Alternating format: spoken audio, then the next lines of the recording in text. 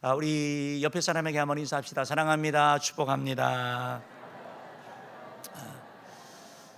우리가 한 구절씩 말씀을 암송하고 있는데요, 우리 지난주 암송 구절 말씀 우리 같이 한번 봅시다. 시작. 우리의 싸우는 무기는 육신에 속한 것이 아니요 오직 어떠한 견고한 진도 무너뜨리는 하나님의 능력이라. 모든 인을 무너뜨리며 하나님 아는 것을 대적하여 높아진 것을 다 무너뜨리고 모든 생각을 사로잡아 그리스도에게 복종하게 하니. 고린도후서 10장 4절 5절 말씀. 아멘. 하나님이 없다라고 하는 그런 사상들, 하나님을 조롱하던 모든 그런 사상들, 프랑스의 철학자였던 볼테르 같은 경우 기독교는 100년 이내에 없어질 것이라고 얘기를 했지만, 그러나 하나님의 말씀이 살아남게 됩니다. 하나님이 승리하게 됩니다. 하나님을 대적하던 모든 것들은 무너지는 것을 기억하고 우리 말씀으로 승리하고 말씀으로 붙잡는 되기를 주님으로 축복합니다. 이번 주 암송 구절 같이 봅시다. 이번 주 암송 구절입니다. 시작. 사람이 만일 온 천하를 얻고도 자기 목숨을 잃으면 무엇이 유익하리요. 마가복음 8장 36절 말씀, 우리에게 주는 귀한 말씀인데요, 이번 한 주도 묵상하면서 나는 무엇을 추구하고 있는지 한번 좀 돌아보는 그런 시간 되면 참 좋겠습니다. 이제 오늘 여러분과 함께 왜 예수님을 전해야 되는가라는 제목으로 또 말씀을 조금 이렇게 나누려고 합니다. 이제 올해 우리가 창립 40주년을 맞이하면서 올해 표어를 우리가 아드폰테스라고 정하지 않았습니까? 그래서 본질로 돌아가자, 근본으로 돌아가자, 처음으로 돌아가서 다시 한번 우리를 점검하고 우리 교회가 주님이 머리 되시는 교회, 주님이 통치를 받는 교회, 주님이 기뻐하는 교회로 계속해서 나아가기 위해서 우리 자신들을 점검하고 교회를 점검하고 우리 자신들을 살펴보려고 합니다.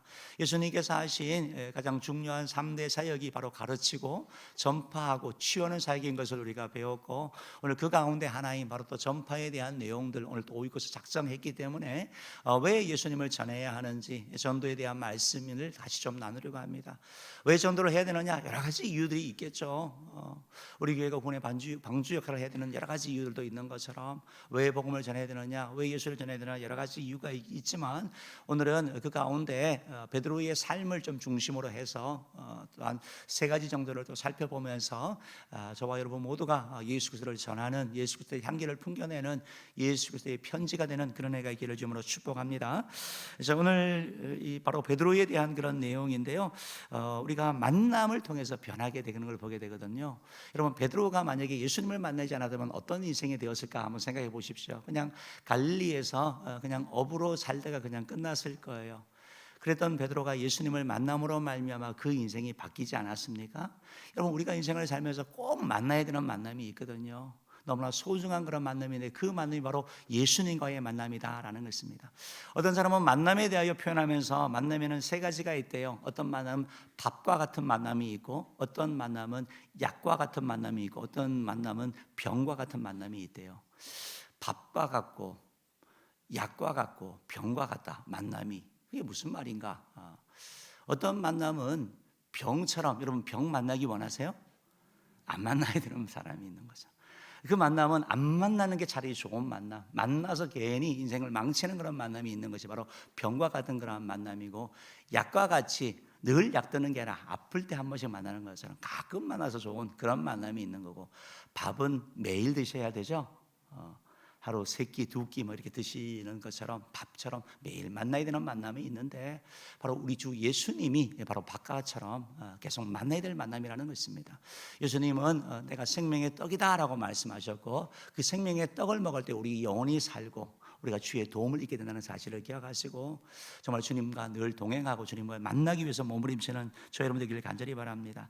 베드로가 예수님을 만남으로 인생이 바뀌었는데 왜 예수님을 계속 우리가 전해야 되나요? 첫 번째로 예수님을 만나면 사람이 달라지기 때문에 그러는 거죠.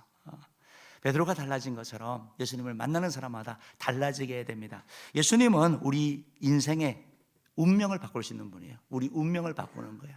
원래는 그렇게 살지 않아야 될 인생인데 예수님 만남으로 말미암아 주님께서 높인 인생이 되는 걸 보게 되는 거고, 원래는 그런 인생이 아닌데 더 큰 사람이 되는 걸 보게 됩니다. 왜냐하면 예수님을 만나면 사람이 달라지기 때문에 그런 것이죠. 예수님을 만나면 사람이 변하게 되죠. 사람이 변하게 되는 거죠. 그 사람의 말하는 것이 바뀌고 생각하는 것이 바뀌고 가치관이 바뀌고, 그러니까 그 존재가 바뀔 수밖에 없는 것이죠. 그 사람의 성품을 비롯해서 삶의 그런 태도, 그것이 바뀌기 바뀌게 되는 것을 보게 됩니다. 여러분, 우리가 예수님만이 아니라 인생을 살면서도 어떤 만남이 있잖아요. 좋은 사람을 만나면 우리가 바뀌죠. 그 사람의 선한 영향을 받고 어떤 한 사람을 통해서, 친구를 통해서도 우리 인생이 달라지는 걸 경험하는 거 아니겠습니까? 정말 뭐 사고 뭉치고 뭐 정말 뭐 나쁜 짓을 하는 그런 정말 골칫거리였던 그런 자녀들도 좋은 신앙을 가진 믿음에 귀한 자매를 만나가지고 변하는 거 우리가 보잖아요. 만남이 그렇게 중요한 거예요. 속썩이던 자녀도 정말 좋은 친구 만나면 그 인생이 바뀌게 되는 것처럼, 만남이 이렇게 소중한데 여러분, 예수님을 만난다고 생각해 보십시오. 예수님을 만나면 그 인생은 완전 수지 많은 인생이 되는 거고 축복의 인생이 되기 때문에 우리가 예수님을 전해야 되는 거예요. 예수님을 전하는 이유가 뭐냐면 예수님을 만나면 사람이 변하고 바뀌기 때문에 그렇다라는 것입니다. 오늘 본문에 있는 베드로도 바로 그러한 자였던 것을 말씀드리는 거죠. 베드로가 예수님을 만나고 나서 놀랍게 변하지 않았습니까? 말씀드렸던 것처럼 베드로가 예수님 안 만났으면 뭐 했겠어요? 그냥 업으로 살 때가 끝났을 거 아닙니까? 근데 예수님 만남으로 말미암아 그런 예수님의 제자가 되었죠. 제자가 되었죠. 베드로는 예수님을 만남으로 말미암아 물고기 잡던 사람에서 사람 낚는 업으로 사람의 방향, 가치가 바뀐 그런 존재가 이루어진 것, 존재의 변화가 이루어진 것을 보게 됩니다. 예수님의 제자가 될 뿐만 아니라 베드로는 예수님을 만남으로 말미암아 예루살렘 교회의 지도자가 되었어요. 여러분, 갈릴리 그 시골에서 그냥 살다가 끝날 인생이 예루살렘, 당시의 중심지였던 그곳에서 예루살렘 교회의 지도자가 되는 은혜를 누린 거예요. 왜? 예수님과의 만남이 그를 변화시켰다라는 거예요. 베드로는 예수님을 만남으로 말미암아 베드로는 성경을 기록한 자가 됐습니다. 여러분, 성경 가운데 베드로전서, 베드로후서 아시죠? 베드로가 기록한 거예요. 베드로의 성경을 기록하는 그런 은혜를 누리게 된 거예요. 뭐 때문에요? 예수님을 만남으로 말미암아 이런 복을 누렸다는 것입니다. 여러분, 예수님을 만날 때 이런 복이 베드로에게 이루어졌는데, 오늘 베드로가 예수님을 만난 그 본문이 기록되어 있습니다. 마태복음 4장 19절 20절 말씀 우리 같이 한번 읽어봅시다. 시작. 말씀하시되 나를 따라오라. 내가 너희를 사람을 낚는 어부가 되게 하리라 하시니 그들이 곧 그물을 버려두고 예수를 따르니라.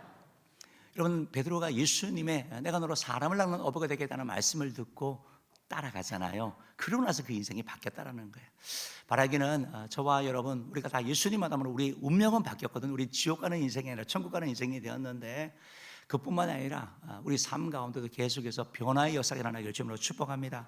여러분, 베드로가 어떻게 이렇게 완전히 변화된 삶을 살 수 있었을까? 예수님의 부름이 있었고 예수님의 콜링이 있었고 사람은 어부가 되겠다는 말씀을 듣고 그가 버려두고 떠났다라고 오늘 성경 20절에서는 말씀하고 있는 거죠. 여러분, 예수님 때문에 포기하는 것, 예수님 때문에 내려놓는 인생이 되었을 때 예수님께서 채워주신 것이죠. 그전에는 어떻게 보면 생계를 위해서 잡고 있었던 그것들이 이제 예수님 때문에 그물을 버려두고 떠나는 인생이 된 것처럼 예수님을 만나면 가치관이 달라지는 거죠.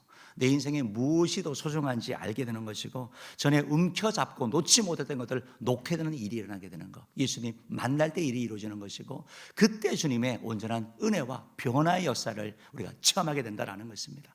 예수님을 만나서도 계속 그물을 잡고 있었으면 베드로는 그냥 한 인물로 끝났을 거예요. 그러나 그가 버렸기 때문에, 내려놨기 때문에 하나님께서 그 손에 다른 사람을 낚는 그물을 그 삶 가운데 주신 것을 보게 되는 것이죠. 여러분, 우리가 예수님을 만나게 되면 이렇게 내려놓게 되는 일이 일어나게 됩니다. 가치관이 바뀌니까 포기되는 일이 일어나게 되는 거죠. 돈 거리면 물질이 전부였던 사람도 예수님을 만날 때 내려놓는 사람이 됩니다. 삭개오가 그랬죠. 삭개오는 돈만 알았던 사람이에요. 돈으로 자기 자신의 만족감을 느꼈고 자기 자신의 존재의 가치를 증명했던 사람인데, 예수님 만나고 나니까 내가 토생한 게 있으면 다 내려놓겠더라고. 물질을 넣는 사람으로 바뀌는 일이 일어나게 되는 거야. 왜? 예수님한 게 더 가치 있으니까, 더 귀하니까. 어떤 사람은 성공을 위해서, 어떤 사람은 어떻게 보면 뭐 지식을 위해서 막 추구하고 나아가는 거죠. 내가 세상에서 뭔가를 이루어야지. 그랬던 사람도 예수님을 만나게 되었을 때 그의 인생을 포기하게 됩니다. 내려놓게 됩니다. 바로 바울의 얘기인데요. 빌립보서 3장 7절 9절 한번 읽어봅시다. 시작. 그러나 무엇이든지 내게 유익하던 것을 내가 그리스도를 위하여 다 해로 여길 뿐더러 또한 모든 것을 내 주 그리스도 예수를 아는 지식이 가장 고상하기 때문이라. 내가 그를 위하여 모든 것을 잃어버리고 배설물로 여김은 그리스도를 얻고 그 안에서 발견되려 함이니. 여러분, 베드로는 성공을 추구했던 사람이거든요. 명문가 아닙니까? 가말리엘 문화에서 공부를 한 좋은 학벌을 가진 사람이고, 그래서 바리새인 중에 바리새인이고, 공회 회원이고, 그죠? 공회 의원의 그 의원이고. 그러니까 어떻게 보면 정말 열심히 하고 성공을 위해서 몸부림치던 사람이거든요. 그랬던 그가 뭐라고 얘기를 합니까? 내가 모든 것들을 배설물처럼 여긴대요. 배설물이 뭐예요? 여러분들 식사하고 화장실에 가서 하는 그거 얘기하는 거거든요.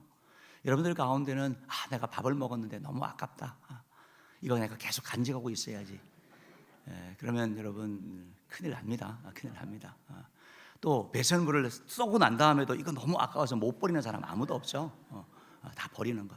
여러분, 사도 바울이 그랬다라는 거예요. 그 전에 막 가치 있고 막 정말 귀했던 것들이 하찮아지는 거예요. 왜? 예수님을 만났으니까. 여러분, 주님을 만나서 변화될 때 일단 버리는 역사가 일어난다는 거예요. 버릴 때 하나님께서 채우시고 일하시는 것을 경험하게 되는 것입니다. 그러면 다 버리느냐? 이 버리는 이런 사람만이 아니라 베드로는 버림으로 말미암아 이런 일이 일어났지만 어떤 경우는 주님을 만날 때 우리가 그걸 가지게 되는데요, 그 가지고 있는 것에 대한 가치관이 달라지게 되는 거예요. 다시 말해서 베드로처럼 다 그물을 버려두고 다 주님을 따르겠습니다, 다 제자가 되겠습니다 하는 것이 아니라 그 현장들 가운데서 물고기 잡는 삶을 살기도 하고 직장 생활을 하기도 하고, 그런데 그 가운데서 자세가 달라지는 일이 일어나는 게 바로 예수님을 만날 때 일어나는 것입니다. 여러분, 아마 직업소명설이라는 말을 들어보셨나요? 직업소명설이라는 존 칼뱅이 얘기한 것이죠. 당시에 사람들은 주님의 종이 되는 거, 목회자가 되는 거, 주를 위해 섬기는 그게 가장 가치 있는 것이고 나머지 일은 하찮은 것이라고 생각을 했습니다. 그때 그렇지 않다고 얘기를 하는 거예요. 우리가 하는 모든 일들이 하나님이 맡기신 일이라는 것이 바로 직업소명설입니다. 직장에서, 가정에서, 학교에서 하는 그 일이 하나님이 나에게 맡기신 일이다. 마치 성직을 감당하는 것처럼 나에게 최선을 다해서 감당한다. 단순한 호구지책이 아니라 하나님께 영광 돌리는 일을 위하여 한다. 하나님을 어떻게 하면 기쁘게 할까 하는 그런 자세가 달라지는 걸 말하는 거죠. 그러니까 똑같은 그물질인데 자세가 달라지는 걸 말하는 거예요. 똑같은 내가 하는 그런 주부의 일인데 그것이 달라지는 걸 얘기를 하는 거죠. 이걸 통해서 내가 하나님께 영광을 돌려야지, 이를 통해서 내가 하나님을 기쁘게 해야지 하는 그런 마음을 가지고 나아가는 일이 나타나는 것을 말하는 것입니다. 사랑하는 성도 여러분, 예수님을 만나면 사람이 달라지게 되는데요, 그 인생이 달라질 뿐만 아니고 그 운명이 달라질 뿐만 아니고 그가 달라질 때는 버려야 될 때가 있습니다. 버릴 때 하나님이 채우시는 경우도 있고, 때로는 그 잡고 있던 것에 대하여 가치를 재발견할 때 그 사람이 하나님의 은혜를 누리게 된다는 것입니다. 주님을 만날 때 이런 은혜가 임하게 되는 것이죠. 이런 얘기가 있습니다. 그 김장한 목사님이 지은 책 가운데 나오는 그런 예화인데요, 이런 얘기가 있더라고요. 착한 심성으로 남에게 이용만 당하고 살다가 20대의 젊은 나이에 조울증에 걸린 사람의 얘기래요. 20대의 조울증이라니까 이런 얘기예요. 남에게 당하면서도 참기만 했던 분노가 마음의 병을 일으켰고 말하지 않았으니까 제어할 수 없는 상태가 되어 정신병원에 입원할 정도의 상태가 심각했습니다. 상태가 좋아지면 정신병원에서 잠깐씩 퇴원을 했지만 얼마 되지 못해 병원 다시 재발했고, 마음의 위안을 찾으려고 술에 손을 댔다가 알코올 중독자가 되었습니다. 그런데 어느 날 오랜만에 만난 친구가 힘든 상황을 알고 찾아와 복음을 전했습니다. 그저 옛날 이야기인 줄만 알았던 성경을 친구의 권유로 읽기 시작했는데 복음서가 믿어지는 기적이 일어났습니다. 날 위해 예수님이 모든 고난을 당하셨고 그로 인해 내가 구원을 받았다는 사실이 진정으로 믿어졌습니다. 그 믿음과 함께 신앙생활이 시작되자 치료율이 1% 정도 되는 조울증이 완치되는 기적이 일어났고 10년째 재발 없이 새로운 삶을 살아가고 있습니다. 예수님을 만날 때 이런 일이 일어나게 되는 거예요. 그 병에서, 그 수렁에서, 그 중독의 삶에서 건지는 역사가 일어나는 것, 주님을 만날 때 일이 일어나는 것입니다. 그러니까 우리가 왜 예수님을 전해야 됩니까? 예수님을 만나면 사람이 달라지기 때문에는 거죠. 인생이 바뀌기 때문에 그러는 것이죠. 바르기는 저와 여러분이 예수 그리스도의 힘이 있게 증거하는 되기를 주님으로 축복합니다. 두 번째로 왜 우리가 예수님을 전해야 되느냐? 예수님은 너무나 멋있는 구세주이기 때문에 그러는 거예요. 여러분, 예수님처럼 멋있는 분이 없어요. 예수님처럼 매력적인 분이 없어요. 내가 만났던 모든 사람들 가운데 정말 훌륭한 사람들, 존경한 사람들도 있지만 그 사람과 비교할 수 없는 분이 누구냐? 바로 예수님이라는 거예요. 성경 말씀을 통해서 나타나는 예수님의 그 모습들, 그 예수님이 행하신 모든 것들을 바라볼 때 예수님은 너무나 귀하신 분이에요. 그래서 예수님은 알아갈 가치가 정말 충분한 분이라는 것입니다. 단순한 4대 성인으로서의만이 아니고 그분은 바로 구세주이기 때문에 그분을 알아갈 필요가 있다라는 것입니다. 여러분, 예수님은 점과 흠과 티가 없는 분 아니겠습니까? 예수님은 마음이 온유하고 겸손하다고 하신 그런 분 아니겠습니까? 그러니까 외적으로 막 기적을 행하고 사람들의 문제를 해결하고 놀라운 가르침을 하실 뿐만 아니라 그 성품 자체가, 인격 자체가 온유하고 겸손하신 분. 그러니까 예수님의 매력은 알면 빠질 수밖에 없는 거예요, 여러분. 예수님은 그런 가치가 있는 분이기 때문에 우리가 이분을 전해야 되는 것이죠.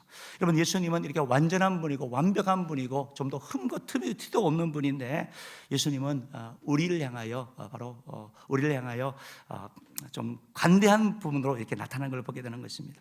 예수님은 말씀하시는 거죠. 성경 말씀을 통하여 하나님은 우리에게 내가 완전하니 너희도 완전하라고 말씀하고 있죠. 내가 거룩하니 너희도 거룩하라고 말씀하고 있는 거죠. 주님이 거룩한처럼 우리가 자라가라고 말씀하고 있는 거죠. 이건 우리가 나아갈 방향을 얘기하고 있는 거예요. 우리는 구원받은 것에 머무는 것이 아니라 구원받은 이후에 주님을 닮아가는 사람이 되어야 되지 않습니까? 주님께서 그 방향을 말씀하신 거예요. 우리가 나아갈 이정표를 선포하신 것입니다. 그런데 우리가 그렇게 살지 못한다 하더라도, 우리가 그렇게 완벽하지 못하고 우리가 거룩하지 못하고 넘어진다 하더라도 주님께서는 우리를 버리거나 내치지 아니하신다는 거예요. 너 왜 그거밖에 안 돼? 라고 우리를 책망하시고 우리를 야, 너 필요 없어 라고 하지 않으시는 분이 바로 우리 주님이라는 것이에요. 여러분, 사실 예수님은 아주 완벽한 분이기 때문에, 완전한 분이기 때문에 우리가 완전한 사람, 완벽한 사람들을 함께 할 때는 부담을 가졌습니다. 완벽한 사람들은 지적을 참 잘해요. 눈에 잘 보이니까. 그러니까 옆에 사람들, 주위 사람들을 많이 불편하게 할 때가 있습니다. 또한 완벽한 사람들은 자기 자신을 괴롭히는 거예요. 왜냐하면 완벽하지 않으면 내가 못 견디니까 실수한 내 자신 용납하지 못하는 거예요. 근데 예수님은 여러분 완벽한 분이시잖아요. 그런데 그럼에도 불구하고 우리를 향하여 자비로운 모습으로 다가오는 거예요. 예수님은 온유와 겸손하실 뿐만 아니라 주님이 뭐라고 말씀하면, 예수님께서는 상한 갈대를 꺾지 아니하시고 꺼져가는 심지를 꺾지 아니하신다. 여러분, 이 말씀이 얼마나 은혜가 되는지 몰라요. 우리가 삶을 살면서 세상 가운데 이 경쟁이 정말 치열한 사회 가운데 살면서 성공할 때도 있고 승리할 때도 있죠. 그렇지만 실패할 때가 더 많고 어떻게 보면 넘어질 때가 더 많은데, 세상은 실패한 사람은 관심 가지지 않죠. 오직 승리자들만 얘기할 뿐입니다. 그렇지만 주님께서는 실패해서 때로는 병들고 연약해서 낮아진 우리들, 그리하여 상한 갈대와 같고 정말 꺼져가는 심지와 같은 우리를 향하여 주님께서는 꺾지 아니하신다는 거예요. 그런 우리에게 관심을 가지시는 거예요. 베드로의 삶을 보면 잘 나타납니다. 여러분, 베드로가 예수님의 수제자잖아요. 다 버리고 따라갔잖아요. 그러면 우리가 생각하기는 그래 수제자니까 뭔가 멋있는 일을 할 것 같고 완벽한 일을 할 것 같은데, 베드로는 계속해서 넘어집니다.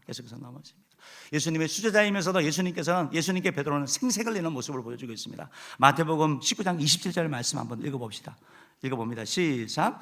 이에 베드로가 대답하여 이르되 보소서, 우리가 모든 것을 버리고 주를 따랐사온데 그런즉 우리가 무엇을 얻으리이까? 예수님, 우리가 배도 버리고 다 버리고 왔는데 뭘 좀 주셔야 되지 않습니까? 생색내는 거예요. 생색내는 거. 이게 베드로의 모습이에요. 우리가 생각하는 모습보다는 좀 실망스러운 모습일 수도 있는 거죠. 이게 베드로의 모습이라고요. 베드로의 다혈질이고 실수 많이 하고 이건 우리가 다 잘 알고 있잖아요. 여러분, 베드로를 생각할 때 무슨 실수가 제일 떠오릅니까? 예수님 부인한 거 떠오르죠. 3번이나 부인한 거. 예수님께서 베드로가 몰라서 그런 거 아니에요. 내가 깜빡 저런 게 아니라 예수님께서 말씀하셨잖아요. 닭 울기 전 네가 3번 나를 부인할 거라고 말씀하셨거든요. 그리고 겟세마네 동산에서 가셔서 기도하시면서 깨어있어라. 깨어있지 않으면 우는 사자가 정말 삼키새를 찾아온다라고 말하면서 시험될 것이라고, 넘어질 거라고 말씀하셨잖아요. 깨어있으라고. 주님의 그런 경고를 들었는데 베드로가 뭐라고 얘기를 합니까? 걱정 없습니다, 예수님. 나 절대 그렇지 않습니다. 내가 내 자신을 알죠. 큰 소리 쳤던 베드로가 철저하게 무너지지 않습니까? 그게 성경에 정확하게 기록이 되어져 있거든요. 마태복음 26장 65절부터 74절 말씀, 베드로의 실패의 모습입니다. 한번 읽어봅시다. 시작. 베드로가 바깥 뜰에 앉았더니 한 여종이 나와 이르되 너도 갈릴리 사람 예수와 함께 있었도다 하거늘, 베드로가 모든 사람 앞에서 부인하여 이르되 나는 내가 무슨 말을 하는지 알지 못하겠노라 하며 앞문까지 나아가니 다른 여종이 그를 보고 거기 있는 사람들에게 말하되 이 사람은 나사렛 예수와 함께 있었도다 하매, 베드로가 맹세하고 또 부인하여 이르되 나는 그 사람을 알지 못하노라 하더라. 조금 후에 곁에 섰던 사람들이 나와 베드로에게 이르되 너도 진실로 그 도당이라. 내 말소리가 너를 표명한다 하거늘. 그가 저주하며 맹세하여 이르되 나는 그 사람을 알지 못하노라 하니 곧 닭이 울더라. 여러분, 예수님의 제자 훈련의 처음이 아니라 마지막이거든요. 코스 다 밟은 거예요. 우리가 처음 할 때는 뭐 저학년이니까 시작이니까 뭐 용서해 줄 수 있고 봐준다고 하지만 이제 마지막 졸업을 해야 되는데 또 이렇게 엄청 넘어지는 거예요. 여러분 어떻게 하셔야 되겠어요? 예수님은 마음이 오냐고 겸손하실 뿐만 아니라 상한 갈 때를 꺾지 아니하시는 분이에요.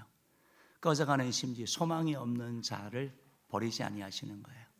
다시 찾아가시는 것이죠. 그를 버리지 않으시는 분이 우리 주님이니까 얼마나 멋있습니까? 우리 주님은요. 베드로가 여기만 하면 좋겠는데 또 더 나아갑니다. 부활하신 주님을 만나고 나서 주님 주신 사명을 잊어버리고 그가 고기 잡는 삶으로 돌아가죠. 요한복음 21장 2절 3절 말씀 읽어봅시다. 시작. 이에 베드로가 예수의 말씀에 닭 울기 전에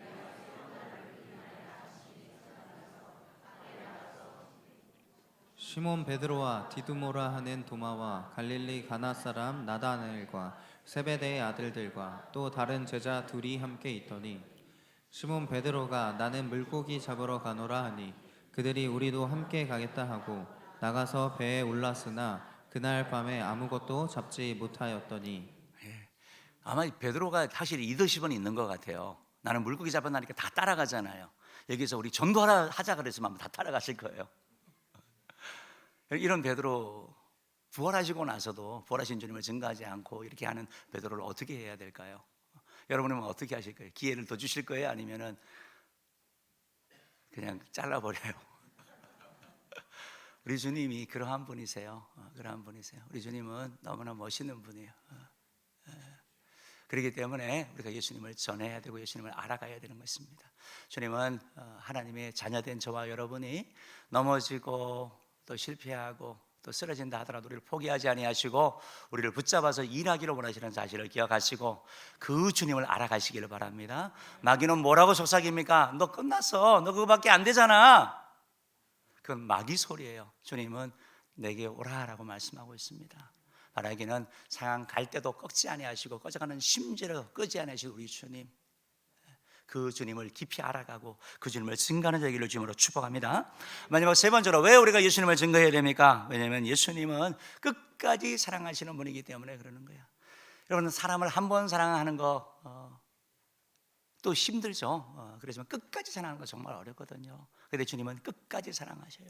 자기 백성, 내가 예수 그리스도를 구주로 믿겠습니다 라고 고백한 하나님의 자녀가 되면 주님은 끝까지 사랑하여 주셔요. 우리가 배반하고 주님을 실망시키고 실족시키고 한다 하더라도 주님은 끝까지 사랑하시는 거. 요한복음 13장 1절이 그 말씀하고 있습니다. 한번 읽어봅시다. 시작. 유월절 전에 예수께서 자기가 세상을 떠나 아버지께로 돌아가실 때가 이른 줄을 아시고 세상에 있는 자기 사람들을 사랑하시되 끝까지 사랑하시니라. 따라합시다. 끝까지 사랑하시니라. 끝까지 사랑하시니라. 자기 사람들, 주님은 저와 여러분을 끝까지 사랑하는 줄 믿습니다. 우리를 포기하지 않는 줄 믿습니다. 그러니까 여러분 스스로 도망가지 마십시오. 주님이 내치는 게 아니라 스스로 도망가는 거예요. 난 이거밖에 안 돼. 그러나 주님은 말씀합니다. 끝까지 사랑한다. 끝까지 사랑한다. 예수님께서는 그 베드로를 찾아가셔가지고 베드로에게 말씀하시죠. 요한복음 21장 우리 한번 읽어봅시다. 15절 말씀 한번 읽어봅니다. 17절까지 읽어볼게요. 시작. 그들이 조반 먹은 후에 예수께서 시몬 베드로에게 이르시되 요한의 아들 시몬아 내가 이 사람들보다 나를 더 사랑하느냐 하시니 이르되 주님 그러하나이다. 내가 주님을 사랑하는 줄 주님께서 아시나이다. 이르시되 내 어린 양을 먹이라 하시고 또 두 번째 이르시되 요한의 아들 시몬아 내가 나를 사랑하느냐 하시니 내가 주님을 사랑하는 줄 주님께서 아시나이다. 이르시되 내 양을 치라 하시고 세 번째 이르시되 요한의 아들 시몬아 내가 나를 사랑하느냐 하시니 주께서 세 번째 이르되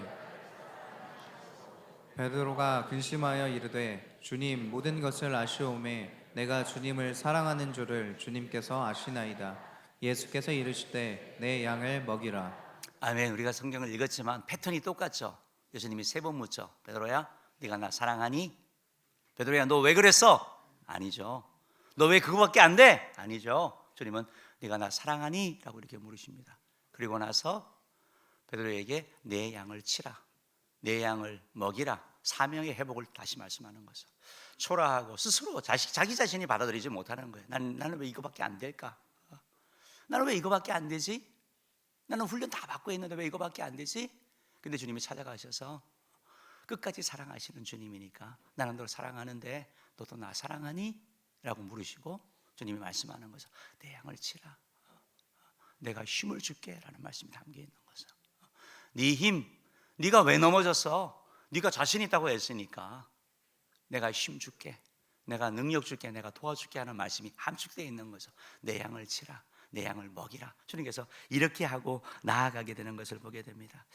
여러분, 우리가 봤을 때는 정말 소망이 없는 것 같고 그냥 끝나버린 인생이지만 주님은 끝까지 사랑하세요. 포기하지 않으세요.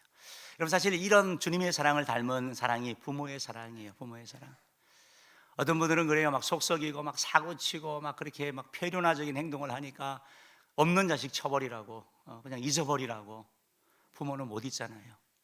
그게 부모잖아요. 주님이 자기 사람을 끝까지 사랑하신다는 것처럼 주님은 여러분 한 사람 한 사람 절대 잊지 아니하고 절대 포기하지 아니하고 여러분을 끝까지 사랑해 주신다는 것을 여러분 믿으시기를 주님으로 축복합니다. 그러니까 이 예수님을 전해야 되는 거죠. 이렇게 누가 나를 사랑해 줄 수가 있겠습니까? 우리가 결혼식을 할 때도 부부가 서로 서약을 하죠. 검은 머리가 팥불이 될 때까지 서로 사랑하겠다고. 우리 청년들은 사랑이 그냥 눈에 확 불이 튀어가지고 저절로 된다고 생각하는데 그건 잠깐이에요. 그 나머지는 다 의지예요. 의지. 사랑은 오래 참고 온유하고 다 내가 노력하는 거예요. 내가 힘써야 되는 거예요. 저절로 되는 거 아니에요.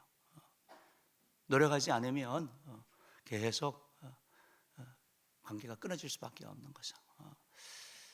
우리가 끝까지 가는 거 정말 중요하거든요. 끝까지 사랑하는 거. 저도 이제 목사 안수를 받으면서 했던 서약이 이렇게 기억이 나더라고요. 말씀을 이렇게 보면서 목사 안수는 요즘은 뭐 목사 안수할 때 목사 안수 받는 사람이 많지가 않습니다. 많지도 않고 또 목사 안수를 할 때 사람들이 몇 명 오지 않아요. 가족들이나 몇 사람 이렇게 오고 우리 노예에서도 할 때도 그래요. 근데 제가 안수를 받을 때는 뭐 한 5년 가까이 되잖아요. 그때는 교회에서 많이 왔다고요. 섬기는 교회에서도 오고 막 축하해주고 한편에서 기도해주고 왜냐하면 이제 주의 길 간다고 그리고 또 서약을 하잖아요. 내가 평생 주님 앞에 그래 살아가겠다고. 함께 사역했던 사람들 가운데 끝까지 가는 사람도 있지만 그 가운데 탈락한 사람도 있거든요. 스스로 내려놓는 거거든요. 스스로. 주님은 실수하고 넘어져도 다시 회복해 준다고 말씀하는데 베드로처럼 난 안 돼요 하고 아예 도망가 버리는 걸 말하는 거죠. 사랑하는 성도 여러분, 주님은 저와 여러분을 끝까지 사랑하시는 분이십니다.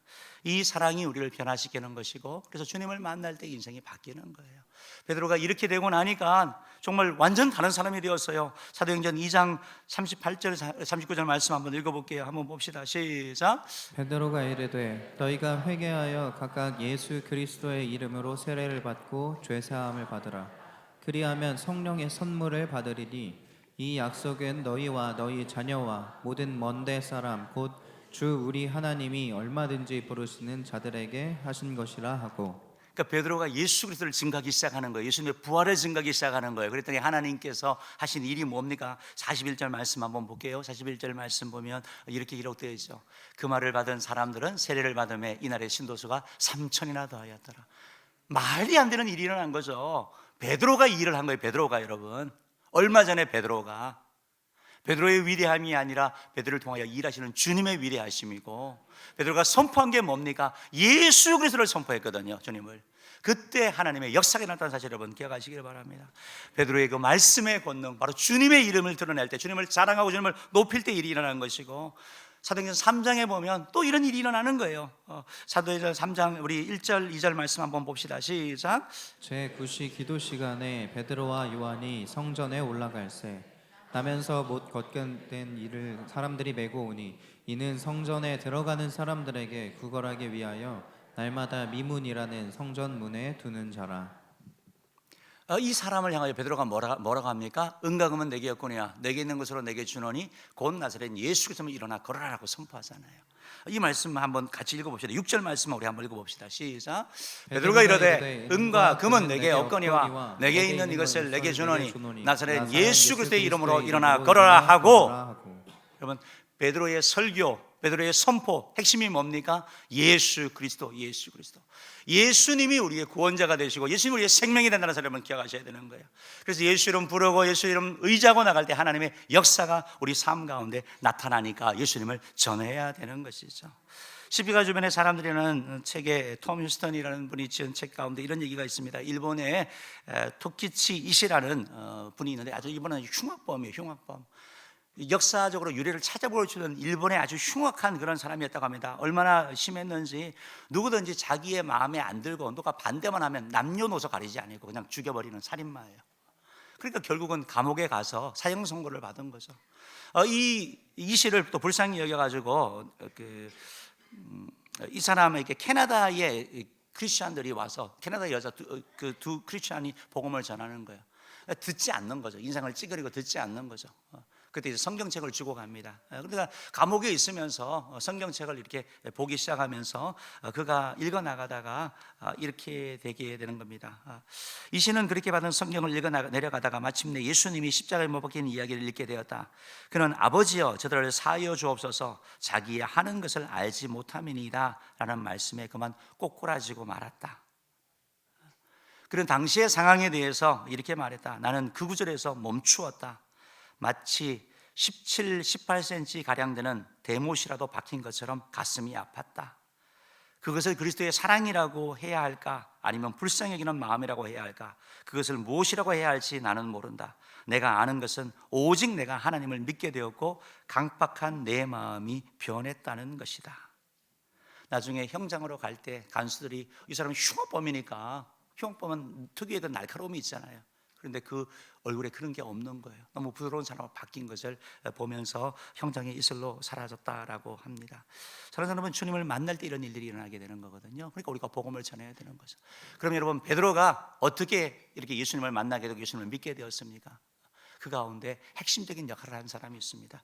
요한복음 1장 41절 42절 말씀 읽어봅시다. 시작. 그가 먼저 자기의 형제 시몬을 찾아 말하되 우리가 메시아를 만났다 하고, 메시아는 번역하면 그리스도라. 데리고 예수께로 오니 예수께서 보시고 이르시되 내가 요한의 아들 시몬이니 장차 게바라 하리라 하시니라. 누군가가 예수님께 데려간 거예요. 누구예요? 안드레예요. 안드레가 예수님께 먼저 데려가서 예수님과 만남이 이루어졌고, 그리고 나서 예수님이 다시 그를 부르신 것을 말씀하는 거죠. 여러분, 복음을 전하지 않고서는, 초청하지 않고서는 스스로 힘으로 오는 건 너무 힘들어요. 우리가 전도하고 밖에서 나가서 사람들을 만나보면 교회에 가자고 하는 사람이 없다라는 사람이 의외로 있습니다. 가고 싶은데 그동안 신앙생활 하다가 무슨 일이 있어가지고 가정의 형편 때문에 내가 쉬었는데 이제 다시 가야 되겠는데 스스로 힘으로 오기는 힘든 거예요. 누군가가 함께 가자라고 말할 때 오게 된다는 것입니다. 우리가 오이코스 작성을 하셨는데 너무 잘하신 거예요. 여러분 주변에 있는 사람들 가운데 복음이 필요한 영혼들이 있습니다. 예수님이 필요한 영혼들이 있습니다. 그분들에게 예수 그리스도를 전함으로 말미암아 정말 하나님께 영광 돌리고, 또한 여러분 삶 가운데도 주님이 말씀하신 풍성한 복을 누리기를 주님으로 축복합니다. 제가 기도하겠습니다.